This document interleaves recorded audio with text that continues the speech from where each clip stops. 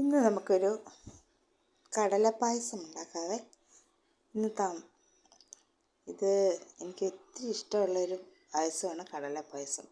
അതിനായിട്ട് നമുക്ക് കടലപ്പരിപ്പ് എടുക്കുക. കടലപ്പരിപ്പ് എടുത്തിട്ട് അതൊരു ചുവക്ക വറക്കുക.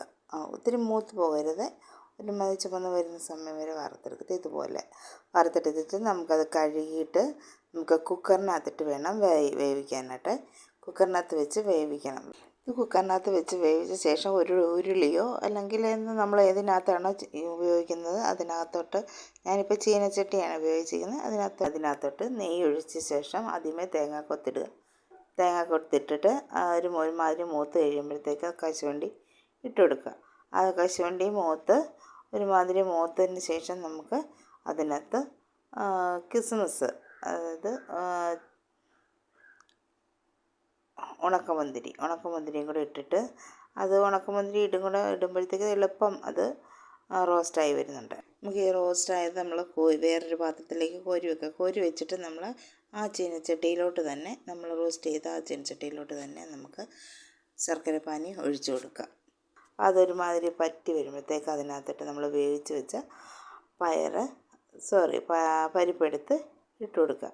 പരിപ്പെടുത്തിട്ട് അതും ഒരു പറ്റി വരുമ്പോഴത്തേക്ക് നമുക്കാണ് അന്നേരപ്പോഴാണ് പാല് ചേർത്ത് കൊടുക്കുന്നത്. അപ്പോൾ ഈ പാല് ചേർത്ത് കൊടുക്കുന്ന ഓരോരുത്തരുടെ ഇഷ്ടമാണ്. ഈ തേങ്ങാപ്പാൽ ചേർക്കുമ്പോൾ കൂടുതൽ ടേസ്റ്റ് ഉണ്ടാകും. അതിനകത്ത് ചേർത്തിരിക്കുന്നത് പശുവും പാലാണ്.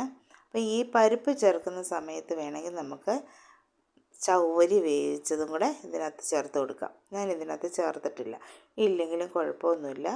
ഇതിനകത്ത് ചവ്വരി ചേർത്തിട്ട് ഞാൻ എളുപ്പം ഒന്നുണ്ടാക്കിയ ഒരു പായസമാണ്. നമുക്ക് എളുപ്പമൊക്കെ ഒന്നുണ്ടാക്കണമെങ്കിൽ ചവ്വരി വേവിക്കാനൊന്നും പോകേണ്ട ആവശ്യമില്ല. നമുക്ക് പെട്ടെന്ന് ഇത് കൊണ്ട് ഉണ്ടാക്കാം. അപ്പം ഇത് പരിപ്പും ഒരുമാതിരി പറ്റി വന്നു കഴിഞ്ഞ് നമുക്ക് പാലും കൂടെ ചേർത്ത് കൊടുത്തതിന് ശേഷം അതും പറ്റി വന്നു കഴിയുമ്പം അതിനകത്തോട്ട് ഏലക്കയും ഇച്ചിരി ചുക്കും കൂടെ പൊടിച്ചത് കൂടെ ചേർത്ത് കൊടുത്തു. അപ്പം ഏലക്കയും ചുക്കും കൂടെ പൊടിച്ച്, ഈ ചുക്കൊക്കെ ചേർക്കുമ്പോഴത്തേക്ക് പരിപ്പിന് ഭയങ്കര വായുവല്ലേ, ചുക്കൊക്കെ ചേർക്കുമ്പോൾ വായുവിൻ്റെ ഇത് കുറയും. അപ്പോൾ അതും കഴിഞ്ഞ് നമുക്ക് വറുത്ത് വെച്ചിരിക്കുന്ന കശുവണ്ടിയും കിസ്മിസും എല്ലാം കൂടെ ഇതിനടുത്തിട്ട് ചേർത്തിട്ട് ഒന്ന് ഇളക്കിയെടുക്കുക. അപ്പം നമ്മൾ ഓഫാക്കിയ ശേഷം ഇതൊക്കെ ചേർത്താൽ മതി. അപ്പോൾ പായസം റെഡിയായി. അപ്പോൾ നിങ്ങൾക്ക് ഇഷ്ടപ്പെട്ടെങ്കിൽ ഈ വീഡിയോ ഒന്ന് ലൈക്ക് ചെയ്യുക, ഷെയർ ചെയ്യുക, കമൻറ്റ് ചെയ്യുക. ഇത് കാണുമ്പോഴത്തേക്ക് സബ്സ്ക്രൈബ് ചെയ്ത് കാണുന്ന ആരെങ്കിലും ഉണ്ടെങ്കിൽ ഒന്ന് സബ്സ്ക്രൈബ് ചെയ്ത് സപ്പോർട്ട് ചെയ്യണേ. അപ്പോൾ എല്ലാവർക്കും ബൈ. Thanks for watching.